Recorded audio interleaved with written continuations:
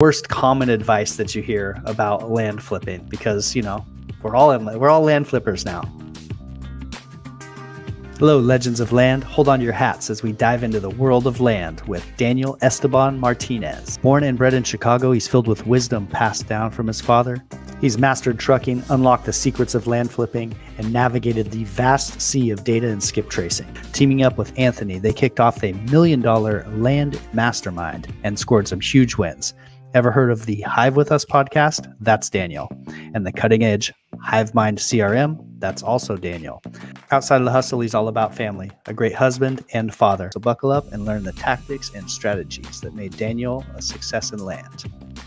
Daniel, welcome to the show, my friend. How are you today? I'm doing well. Excited to be here. Excited to share some information. I hear you have a lot of questions. I'm the question man. I'm here to learn and try to kind of tease out the tactics of experts like yourself. So, yeah.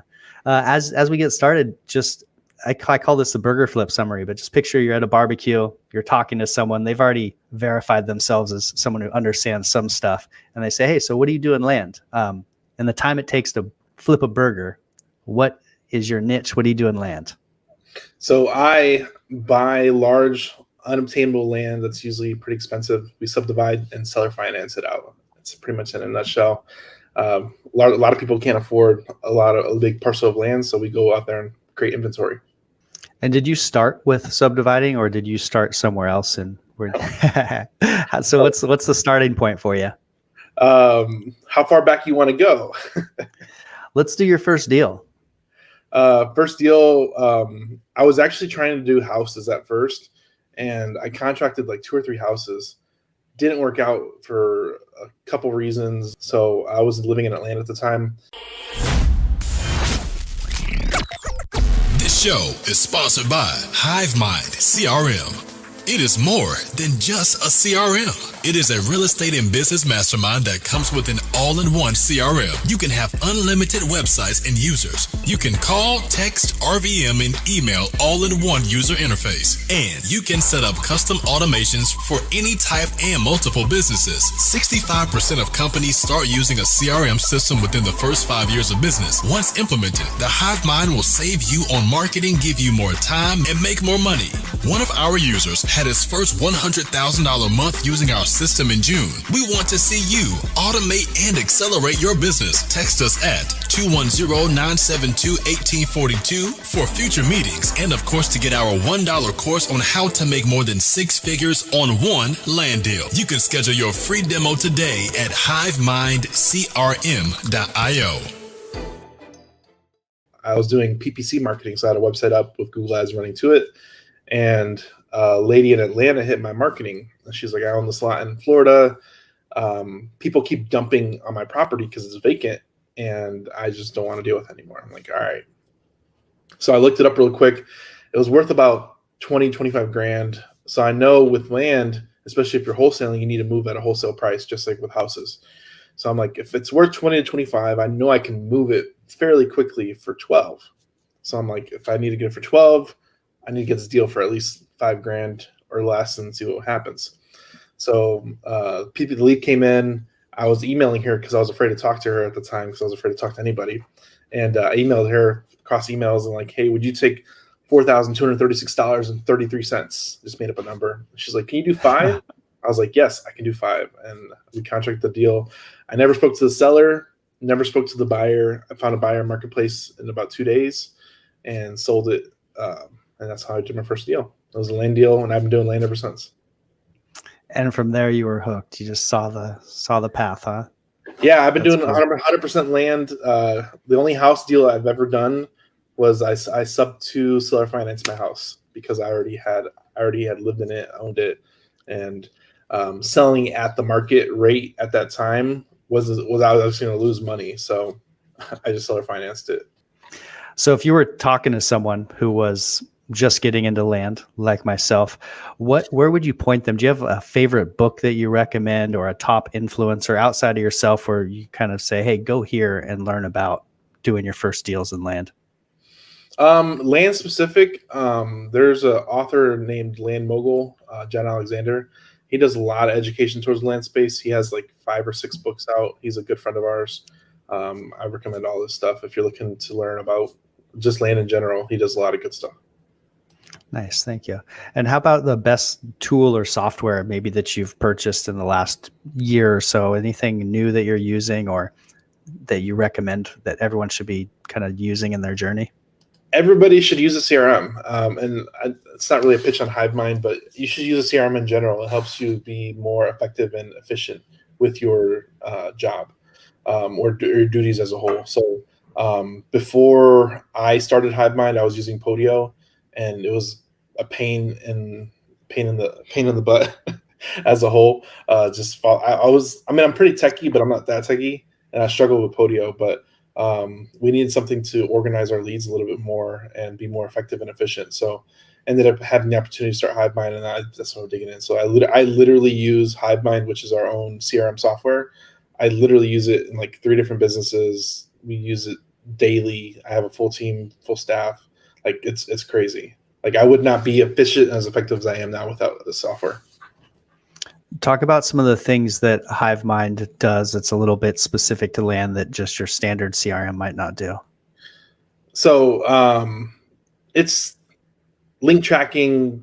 I mean, we use it for our software itself. We've generated about like $1.2 million just using it ourselves on the software side.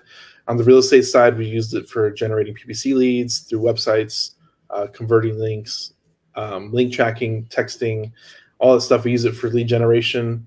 It does a lot of cool things that texting might be going away, but you have to use websites and lead in pages and PPC tracking, PPC in general.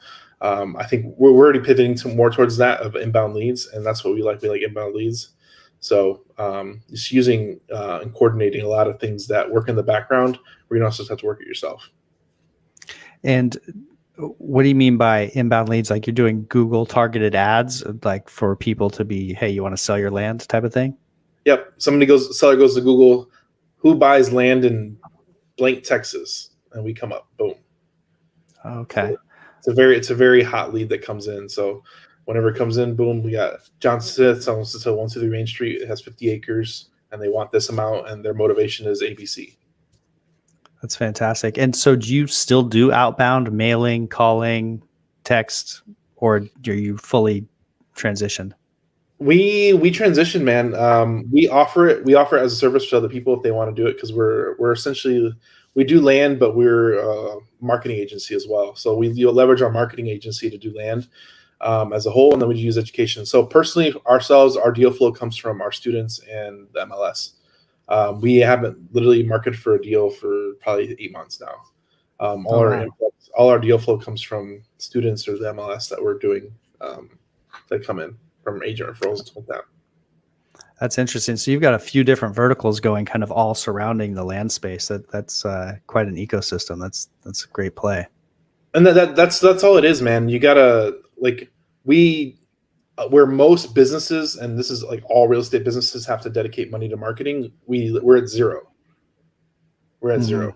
Those our marketing is zero. So even to the point where people pay us to do marketing. So that's fantastic. So someone can come in, be a part of your community, and then you kind of have this one-stop shop where, hey, you want leads, we can hand those to you. And then how are you getting deal flow through your community? It's leads deals that they don't want to do themselves. They want JV, joint venture on, or what's that deal flow look like? So it's a little combination of both. So we provide systems and tools to go do their own leads. So like some people might target houses and they get land leads that come across. So it's something out of the wheelhouse that they don't necessarily know how to deal with. So they'll just serve it up on a platter, or other things where like we'll teach them what to look for and what to ask for, and then they'll serve those on a platter. So a lot of people they want to do large deals just because you can get paid a larger portion of a transaction just for finding the lead. So one of our students, they just found a $1 million property. We're gonna give them $50,000 for finding that lead, just for finding the lead, not even negotiating, contracting it, nothing. We're gonna give them $50,000. So people like that, like, hey, if I can just find good deals and I can make profit as much as doing a flip, let me go do that. Okay. So you look at kind of all aspects of the deal, even someone who's like, hey, I've got this one, I can't quite handle it. What do you want to, you want to take it from here, and then that's okay. That's kind of a good resource, I think, for someone beginning when maybe they get in, they're trying to do something specific, they get a little over their head, and then they can, still have someone find value out of it. 100%. And like a lot of the, like when you get into the big land space, the hardest part is capital. So we've raised a lot of capital for those deals, and we're still raising capital. We're always raising capital. If anyone wants to donate money or talk about money conversation about this, we're always having that conversation. Because one thing we're at right now is like we had to stop contracting deals because we ran out of capital to to lock up. So like we're deploying new capital. All the new capital gets pretty much recycled right back into the machine, and it's a heavy beast to carry because you're always recycling capital very heavy, very very quickly.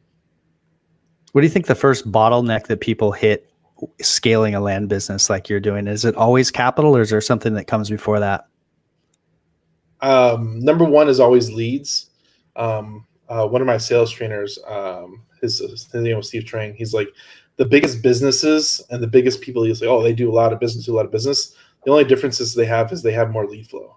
They might not be they always talk about, oh, I'm the best negotiator, best closer. And it's not really that. It's just they have more leads.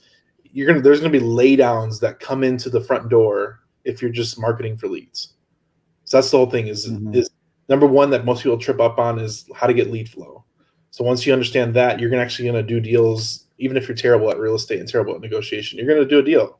It's going to happen over time if you just go through enough leads. And then number two is probably follow-up. People struggle with follow-upping with their contacts. And you're going to have to make a lot of contacts to usually get that deal. So one thing about land is that it's almost like there's like a boomerang effect that comes with land. So a deal we did about 2 years ago was we had a seller reach out to us through our marketing, and he's like, hey, I have this $40,000 lot. Can you give me 15 for it? Most wholesalers would jump all over that. Like, dude, that's already 50% off, 45% off. Like, we're going to jump on this. But my partner's like, dude, a deal ain't going nowhere. So we're like, we'll offer him 8. So dude's like, I have to get 15. I can't do 8. I'm like, all right, whatever. So 90 days pass. He calls us back. Hey, I remember you're interested in my land. You want to make an offer? It's like, I need 15 for it. He's like, yeah, we told you 8. Like, so that's what we'll give you. We'll give you 8. He's like, all right, I'll take the 8. So like land doesn't move. It's very, very liquid. It just doesn't move. So the deal boomerang back to us after we made the offer. And we tell our students, make the offer. It can always come back 6 months, 9 months later, a month later. You never know the situation. There's always opportunity where it can come back. So the deal came back, and we contracted it for $8,000. We sold it on Marketplace for $8,000, down $500 a month for 5 years. Beautiful. That's the story. So land is one of those things where, like, if you don't move a house in 30 days or less, you're a jerk. But land, like, we contract for 120 days. It sits in the market for years. The MLS properties we target are on the MLS 6 months or more. Like, they just sit there. Like, no one's going to buy them. And how often do you do seller financing? That's our offer. We try and do seller financing every time, because if we can get some type of seller financing, it's always going to make the deal work at whatever price point. So the price doesn't matter. We're always looking for seller financing, and land has the most equity in real estate. Single family gets traded often a lot, and multifamily commercial, there's always debt being exchanged and refinanced out all the time. So land has the most equity and the most property. It's the largest asset class in real estate. We try and do owner financing as much as possible because it alleviates the cash problem. So everybody in real estate, the one issue they have that stops them from growing at any point is cash. Like, that's the only problem that stops 99% of people is cash. The only people that don't have that problem are people that are well funded, like up to $50, $100 million. But if you're under that, which is 90% of everybody, you run out of cash. That's the one thing you run out of. Whether you're using your capital, private capital, hard money lending, you run out of capital. It's one of those things where you're always going to run out of capital first. There's even to the point where if you're working with a hard money lender, if you exhaust his capital, he's going to be like, dude, I can only do this much because you're essentially all I'm with. So I'm going to diversify with other other investors because I can't do so much with you. So you're going to exhaust, like there's a cap at every level. So capital is the one thing that holds everybody back. But one thing that we can get is seller financing. I can do that individually with every seller. Every deal we contract, I can do it individually. If it's 80% or 10%, I can do that with every seller. I mean, we're trying to do the deal with no money out of pocket. So we'll lock up a deal with $10,000. We'll get a hard money lender to put it up. We need $20,000 to do engineers and whatever. We'll get a hard money lender to put it up, or a private money lender to put it up. We're not trying to put any of our own capital into it. And we'll give away returns because there's so much earning potential in land. That's the other thing too. You can make big spreads in land. Alex Ramosi talks about this as like easiest way to make $1 million is to mess with $1 million products. So it's easy to create that spread. If you have a $10 million product, it's easy to make $1 million because it's only 10% margin that you're actually creating or adding. Whereas if you have $100,000 asset, you can't squeeze anything out of that. You're gonna get $5 grand, $10 grand. That's it. Which is why like market specific and asset type and asset sizes, like that's why we're kind of bottlenecked by the size deal you do as a whole, because you can only squeeze so much out of that deal. Even if you got the best negotiator out there, you can only squeeze so much out of it. So kind of expanding on that concept, if you were a newer land flipper and you wanted to kind of get into the game, what price range would you be looking in? You want to go big enough where there's some juice to the squeeze, but yeah. So how would you think about that? It's based off of your own experience, capital level, capital you might have at your advantage. Like I interviewed a podcast guest on my podcast. He took him 5 years to create $50,000 a month in cash flow, just doing the deal I talked about with the $8,000, $500 a month. You do 100 deals like that, $50,000 a month. You can do that. It's 100% possible. There's people that do that. Little $50,000 lots or less. You get them for $10,000, $15,000, whether you take them down or seller finance them or wholesale them. You can do a lot with that. When you start getting to bigger assets, it's more risk to the lender, which is why we ask for seller financing. So if you have a $200,000 property, like that's as much as a house, and that's what lenders are looking at. Like, hey, why would I put 200? Like land is like its whole another animal. That's why a lot of people stay small, because it's a whole another animal to get capital.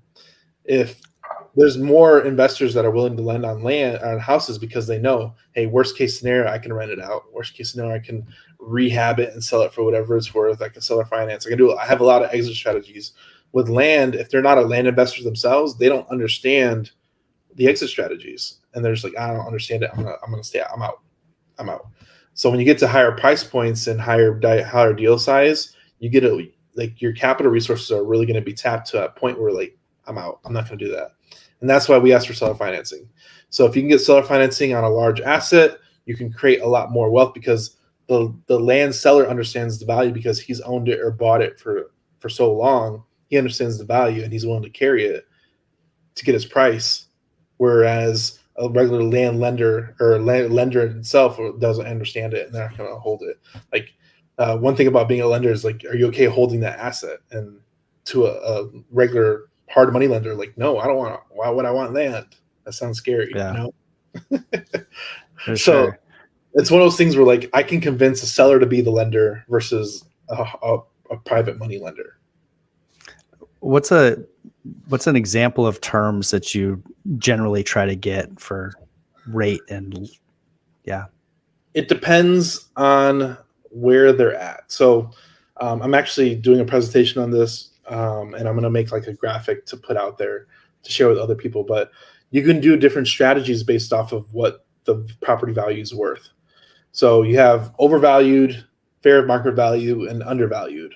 So depending on where that price point is, and this is where you have to understand land as a whole, depending on where that deal fits in that value calculator, then you can do certain things. So if it's overvalued, you can only do a certain amount of things. So if it's overvalued, you can only do long-term debt. You can do an option. You can do interest only. You can do a lease. You can do a lot of different things like that. But if it's undervalued, you can do cash. You can do interest. You can offer a short balloon, a long balloon. You can offer interest only. You can do a lot of cool creative stuff when it's undervalued, but it's kind of based off of what you can get for it. So like us, if we're subdividing, we're looking at a deal for 2.5 that produces 1.5. So it's like 150% of value, maybe up to 200%. And then our expenses will come out of that. So we're still going to make a good 5 to 800 grand, maybe $1 million. Who knows? So you have to look at your margin of safety. Like if all goes wrong and I have to liquidate these at a discount price, I'm still going to make money. And that's the cool thing about land. Like a 3-bedroom, 2-bedroom house that's 1,200 square feet. There's a whole community around it. Recent comps that it's only worth $250,000. That's it. You can paint it. You can add a new roof. It's still worth $250,000. You can furnish it. It's still worth $250,000. Like it is what it is. With land, we can get a property like, hey, we can do either 30 grand or we might make 100. Who knows? We'll find out. Mm-hmm. And that's where you have a good enough margin where there's room for error. So we had a deal. We're looking to make like 120 on it. By the time close came, we only made 50. And we're like, oh no, we only made 50. Like, that's terrible. Yeah. Tough times, huh? Tough times, exactly. Yeah. And that's where it comes down to, where like you can get a big enough margin of safety where like I'm not going to do anything to this, and I'm still going to clear 30 to 50 grand. Like, yeah. So you're structuring things with the downside in mind, basically finding what that capped downside is, and then building your offer with all the aspects from there, huh? Yeah, we try not to even negotiate on price. Like if the seller wants $2 million, we'll give them $2 million, but it has to be at this terms. Mm-hmm. Like if you want $2 million, like I saw this on Twitter. This is like you're asking me to buy a liquid land asset with my cash. Mm-hmm. What's the upside? Yeah, I mean that's a great way to look at it, and I think that pressure on the seller, they feel that innately, whether they know it or not. Like this is stuck, or I can have cash in hand, so it gives you that great leverage. Mm-hmm. So what's one of your favorite failures throughout? You've done all kinds of businesses and things like that. A favorite failure that set you up for success?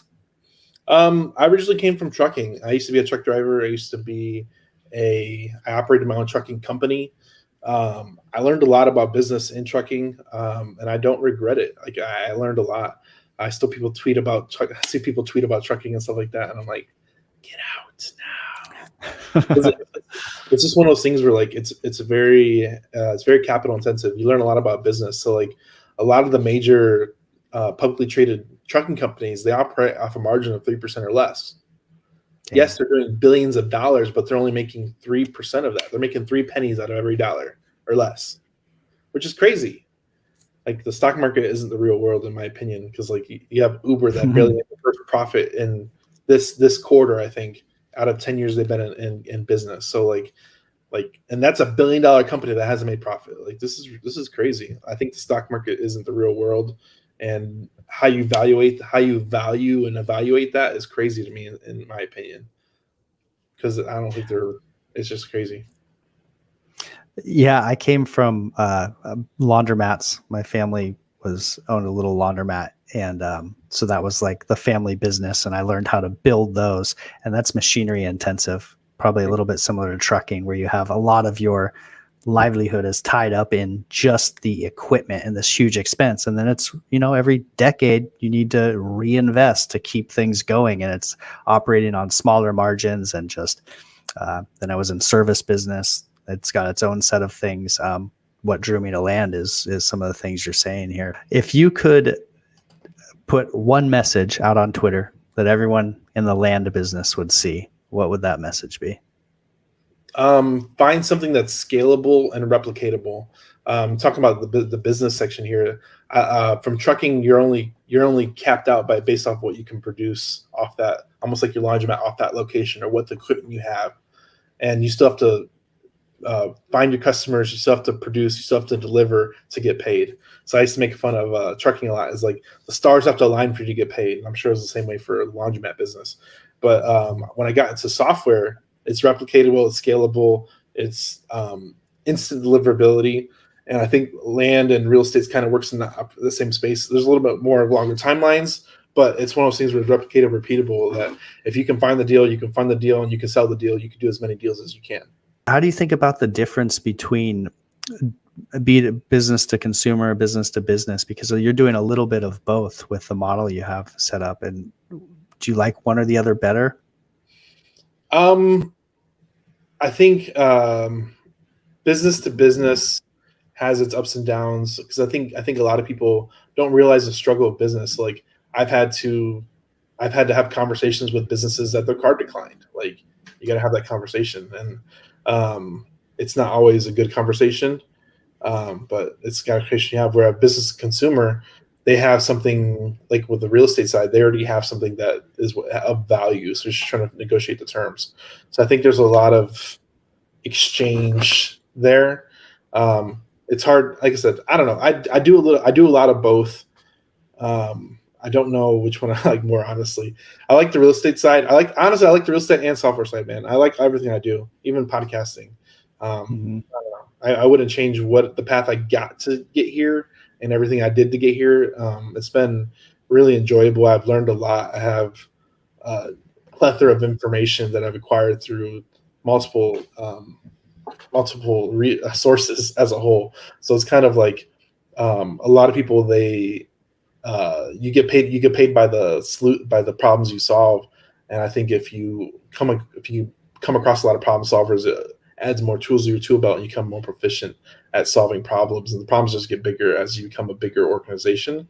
So there's like floors and ceilings to everything. So once you break through a new ceiling, there's a new floor. Like, okay, now there's something difficult up ahead that can ruin you. You know, there's always something in front of you. Yeah. It's just the nature of business, and you're someone who wears a lot of hats, kind of like a bit of a Renaissance man. So it's like it's just this big tool belt of whatever problem comes up, I'm going to be able to hit it from some sort of interesting angle and kind of get it done here. So it's happened to team too, man. I mean, between the real estate side and software side, we probably got about 20 employees. So like you got to have a lot of resources at your fingertips to make stuff happen. So like a lot of what you see online isn't all me. It's all my team effort. And there's like all the deals we do, I wouldn't be able to do without my team. So there's a lot that goes into that, and it's working with the right people and finding the right people to work with. Yeah, absolutely. How do you structure all your systems and keep track and organize? What type of software you use for kind of your company structure, communications, and things like that? Man, everything is ran through. All the marketing is ran through HiveMind, and like lead management is ran through HiveMind. As far as coordination on the sales side, it's through text and emails and all the above. And we just everybody's working to the same mission. We all know what the goals are. We know what the next product, and I try and keep everybody on the team updated on where things are transitioning to, where we're transitioning to. And you can always keep a good team on if they know where you're going. Like, people don't want to work for a business that isn't going anywhere. Like they're sacrificing their biggest asset, which is time. You wear a lot of hats, and interesting dude, obviously. What's an unusual habit or something absurd that you kind of love that's part of all the business that you do? As like a hobby or as like business? It could be either one. I have an answer for both of these. I think podcasting on the business side is something I enjoy. I knew I needed to do it as like a pivotal point, because I think we're going to a digital age. You need to build your own foundation and your own credibility, and leveraging your own brand is paramount, I think, especially in these days. So I think podcast is one of those things where I did it as like, I know I needed to do it, but now I love it. As far as like personal stuff, I play chess. I like playing chess. I play a couple games a day on chess.com, and we'll call it a day. Oh, wow. That's next level. That's like some business mastermind stuff right there. What's a new belief, behavior, habit that you think has improved your life or business that you've taken up in the last couple of years? Taking a day off. I think a lot of entrepreneurs struggle with this as a whole. They struggle with it, but sometimes you gotta take your time off. You got to time block. You gotta make time for things that are important. I tell my wife, I'm like, if you want to plan, if you want to go to the beach, like, let me know at least a week, 2 weeks in advance, and I'll make it happen. Like, There's no question if I can make it. It's just, let's do it. I'm down. Let's go. So I think time blocking and making time for the things that are important. A lot of people, they're like, oh, I want to work to retirement and I want to get there in 10 years. I'm like, dude, I'm living the life I want to right now. On the business side, what do you think the worst common advice that you hear about land flipping? Because, we're all land flippers now. What do you hear out there that's like common and not good? Well, I was hoping you were I already had an answer, and then you said land flipping. I'm like, oh no.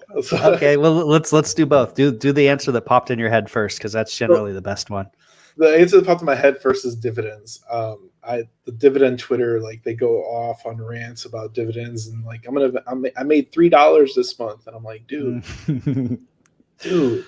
like the best investment you can make early on is in yourself, because you can increase your ROI to bring in money. Like that's your number one asset. Like dividends is not your number one thing you should invest in with your $10 you have left. It shouldn't be where it goes. It should be in your education. So dividends is always the first kicker to me. And I think if you're broke, you need to invest either in yourself to increase your capital and what type of capital you can bring in yourself. And then once you have a capital built up, then you can invest in other assets. And I always say dividends are for rich people because they're the ones who can afford a 4% return. Like if you're broke, you need to make more money than that. Like, I'm sorry. As far as for land investors, that's my 2 cents. The dividend Twitter just every time I see it, I don't even follow these people, but I'm always commenting. I'm like, ugh. I've got a small amount of personal experience with that. Not dividends, but buying a rental property, single family home rental property is kind of akin to dividends. So I save up all this money, I buy this property. Now I'm, I'm turning $250 a month profit. It's like, yeah, that was a nice spend for 60 grand, So same thing. It's if you're not there yet, you need to start biting off bigger chunks before you start doing those smaller returns like that. So 100%. So land investors, I would say be open-minded to larger things, because you don't know if you can catch it. It's like one of those things where like I'm so focused on my one thing, I never look at anything else, and I'm just hyper focused. I think hyper focus is good and bad at the same time. It depends what stage you are in your business. Like I think early on, hyper focus is paramount because that's what delivers results. But once you have results and you already have a proven strategy, I think like easing back and being open-minded, because there might be opportunity that you can leverage that skill set that hyper focus brought you. It can create more capital now at a larger scale. So I think a lot of people get stuck in that rut. And I always bring up like house flippers and like people that do houses, because like there's people to this day that have been doing flipping houses for 20 years. And the only thing they can do is flip more houses next year. That's always their goal. I'm like, I'm good. Yeah. I don't want to flip more land next year. It might be bigger land, which is better.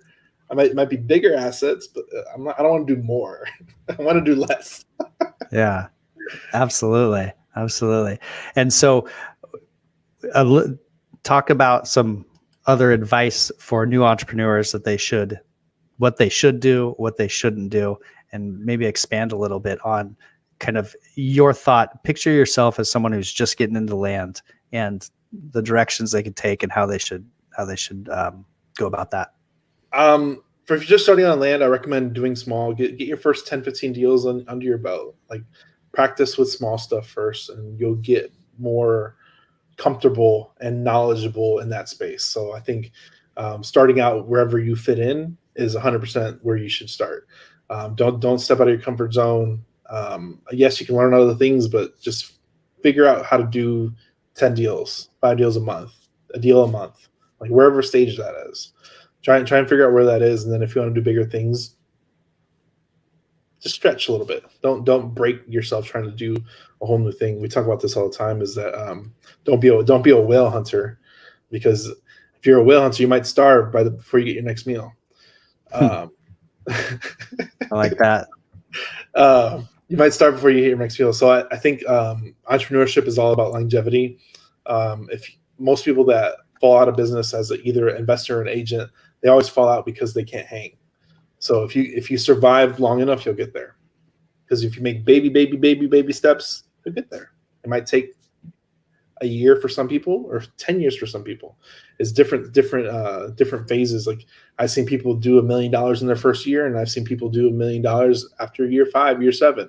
Like it's one of those things where like different people had different strides, and you have to find your own where you fit in that marketplace, and then just kind of dig in and kind of grow at scale. Because one thing about investors and agents, they always get wiped out every time there's a new, like agents are struggling right now. Investors are struggling right now. It's hard to get capital right now. Like there's a lot of things that are influencing the market. And I think it's all about survival. So if you can survive long enough, you'll make it. I think a lot of people, investors, they go, me and Anthony talk about this all the time. Like you'll see investors like, oh, I'm a wholesaler.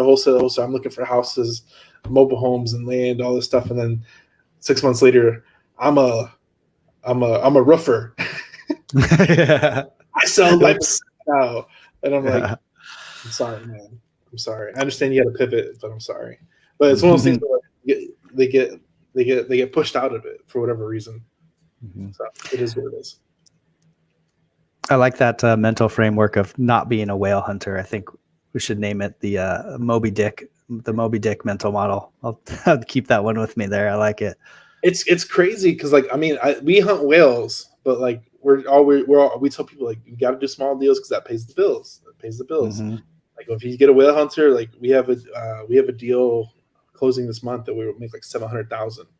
Yeah, we waited a long time for it, but it took a long time to get up to that point to even receive that. So there's a lot of like when we pivoted straight into big deals, we had no deals for like 6 months.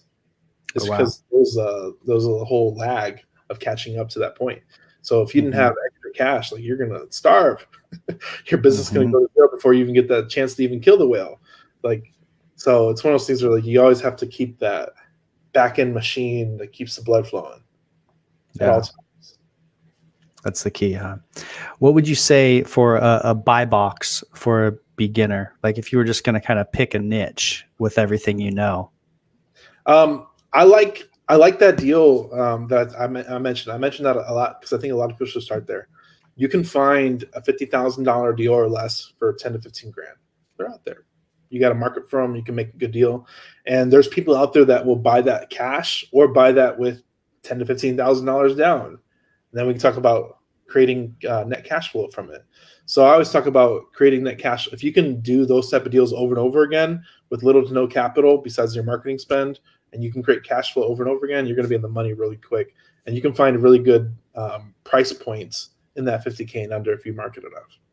So you can really create a business off of that starting out. And are you thinking the 50K range, rural recreational, infill lots close to cities? What do you like? Where are you finding that type of county and targeting? So it's going to change everywhere you go. We like being within an hour of the city because most people are willing to commute that far.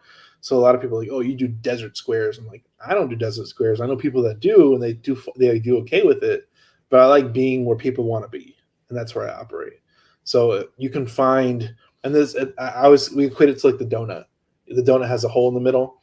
Everywhere the hole in the middle of Dallas and Chicago it's $1 million a square foot. Like it's insane. Like imagine buying a half acre in New York. Like it's going to be insane because they can build a 100-foot building in there.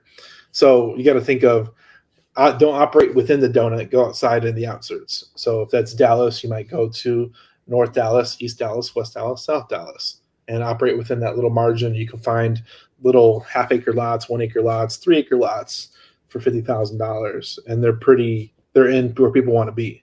So we actually just picked up a little 10-acre deal in a certain market, which I don't want to say. If you can find it, I did say it somewhere, but we picked up a little 10-acre deal. It's right outside of a small town in Texas, and we're subdividing it into 11 lots. We picked it up for $225, and we're trying to sell all 11 lots for $55,000 to $60,000 per lot. So we might make like $500,000 on it, give or take. Beautiful. You're moving.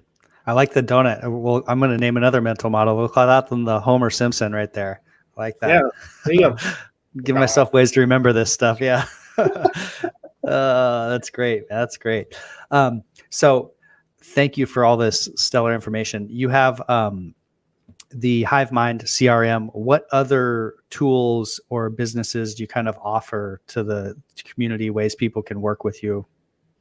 Right now it's it's a lot, but we have the land mastermind. We have a land course. You can actually text land to 210-972-1842. That sends you to our land course.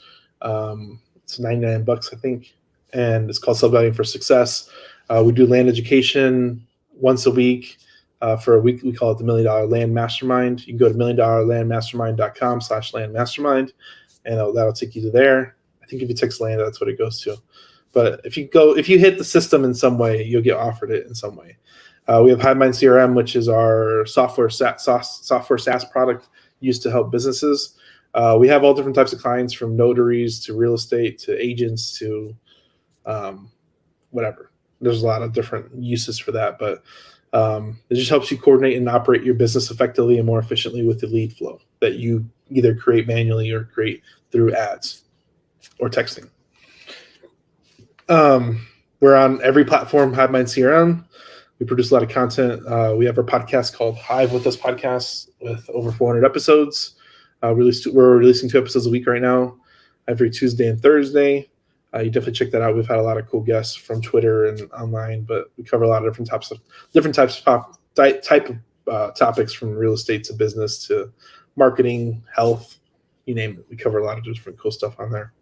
But I like providing education and teaching people what you can do if you just do it consistently over time. Wonderful. We do an annual event too. I forgot. If you go to the hiveislive.com/summit, we do an annual event every year. This year's going to be in San Antonio, September 29th and 30th. Live event. I'm teaching and covering offers, what's making offers, and we have a couple cool guests coming in. I'm excited about, but the hiveislive.com/summit. Killer. We'll put all those links, I'll comment section or the show note or the description so people can get them.